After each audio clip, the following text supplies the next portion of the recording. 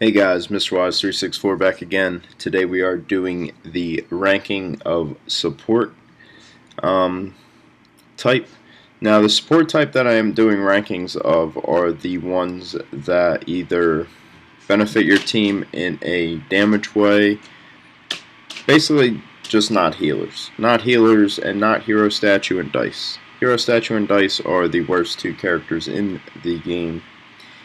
So just they are automatically tied for last place. Other than that, we are going to be doing Deep V Joe, Mikan, Esmeralda, the Knife Juggler, who has just been releasing this new update, Lulu, and Rika. We are not doing healers. Healers I'm going to actually do completely separate, which I should have separated them from the other two videos I did, but we did not. We are just going to do a straight healer video as well at a different time. So we're going to go into Deep V Joe real quick. Pretty good attack, good freeze at 5%, good HP, good defense, and pretty good critical. His dash ability is a 2-block radius with 230%, which is a little weird because most of the other 2-block radius attackers are 260, but he is 230. His skill stuns all enemies with a 60% chance for 48.5 MP, and of course he has perfect attack power of plus 150. Perfect attack power plus 150 is very nice, but his skill, I'm not a fan of it only being 60% with having to use 45 MP. Now, if it was like 35 MP with a 60% chance, then okay, it's a little better, costs less with, it's still hit or miss, or if you're going to do it. Of course, it's more hit than miss because it's over 50, but it's still not a good enough chance where it's a great skill. So next on the list, we will go to just show you dice, borderline attack, bad critical, borderline middle of line HP, pretty good defense, and his attack buff's the only thing that's above and beyond. Most of the other characters with attack buff are only at 18, so he's at 24. And then, of course, his dash ability is going to be the attack buff. His skill, Warrior Song, team's attack of plus 110% for 48 MP. It's not bad. It's a little higher than Lulu's, but it costs a little bit more. His passive ability is what makes him really bad, and that's only he heals 90% HP before the last dungeon battle. Now, even if you're in the dungeon, going into the last stand, you can usually, if you have a healer or something, heal your whole team up by just, missing your links with one character left on the previous one.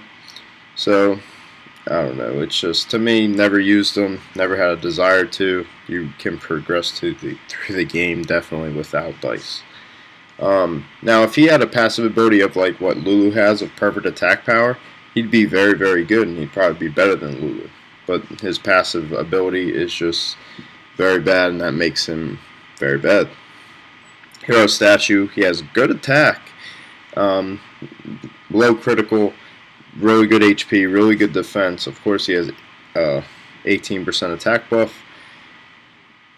Attacks a single enemy with 900% attack, which isn't too bad, but his passive ability is only 45 attack. So between his passive ability, he doesn't really do anything because he's not going to use his high-end attack because he's using a dash ability that's giving him an attack buff to the rest of your team, which makes him bad. If you ever have used him, you just see he doesn't really do great damage or help your team very at all. But going back into it, now we have Mikan. Mikan, decent attack. She has freeze, which is good. Low critical, low defense, and low HP for a start. Horizontal line, like I said before, not really a fan of it, just because of you can miss the whole team. Now her stun costs the same as Deep V Joe's, but it is a 64% chance, so of course it's a little bit better than his. Not a huge percent difference, but it is a little bit better. I like her passive ability a lot. Attack and heal of plus 130% for 3 chains is very nice. 130% is a lot of damage, especially if in that chain you also have an attack boost. You get 150% sword plus her 130%. Now you're looking at, say, you have a Lulu as well in that chain doing 200% damage. It's like a perfect attack power, or a perfect attack, just with him running through the team. So I like Mikan a lot. She is very good. Next is Esmeralda. Esmeralda has good attack, borderline minimal critical, pretty good HP and pretty good defense. Repeats the previous action with 95% efficiency. Can come into play pretty good if you run a healer team. You need some extra heal. Use your healer last of the three, and then use her dash abilities. So now you have double heal. Heal basically your whole party. Randomly mimics a party member's super attack with 75% efficiency. 75% efficiency of something that is completely random, not a fan of. It's just, too much of a toss-up in the air. If my team's going to win, I want it to be not because of luck, but mainly because, okay, my team's better, or I did a good chain, or I got a good skill off. Not something that's like even more random than this game already is with just a random attack. But her passive ability is pretty good. Team critical plus 14%, which is not too bad. Going down the line, two left. One is Lulu. Lulu has pretty low attack. Of course, low critical. Her attack buff's 18%. Middle of the line defense, and the lowest HP of the 5 or 7 support heroes that are going to be in this video. Her team attack of 101 for 45 MP is not too bad, especially in Champion's Road or a dungeon. Using on the final boss, 101% to every element, is a pretty big increase. And of course, her passive ability is why everybody uses her and why she is one of the best. 325% is a game changer. I know when I first unlocked her, I unlocked her as a 5-star character. It made me jump from like tower level 30 to I was easily completing up to like 65, 70 with the same team, just with her included. Last but not least, Rika. Rika has good damage, pretty good HP, middle of the line defense, middle of the line critical. Good that she has heal. Of course, right now it's at a 1.5% boost, so really she only has about 1200 and so. And it always helps your team out that she has freeze.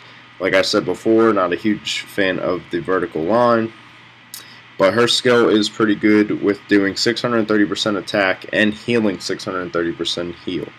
So basically, you're getting a pretty good heal off, plus you're doing pretty decent damage, especially if you stack her with attack ruins.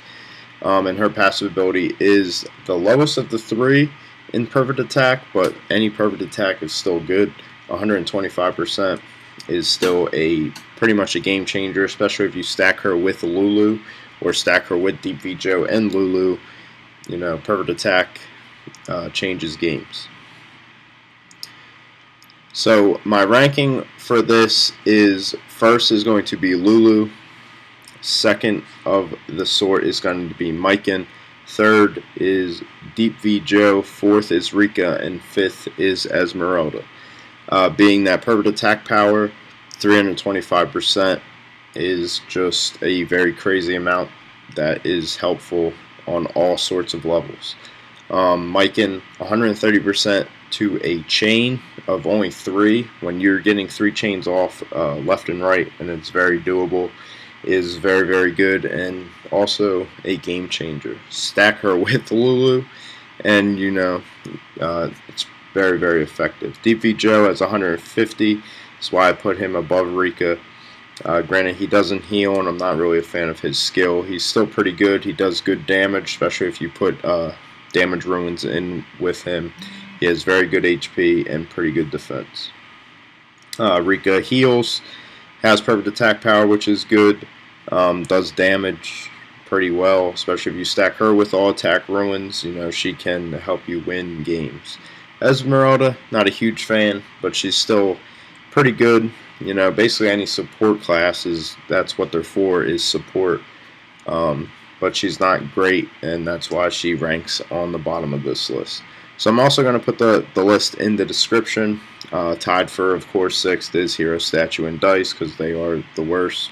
And check out a healer video that I will be doing shortly, as well as I still have to do attack and story. So alright guys, if you have any questions, comments, concerns, leave them in the comment section below. If you liked the video, like it. If you disliked it, dislike it. Any feedback is good feedback.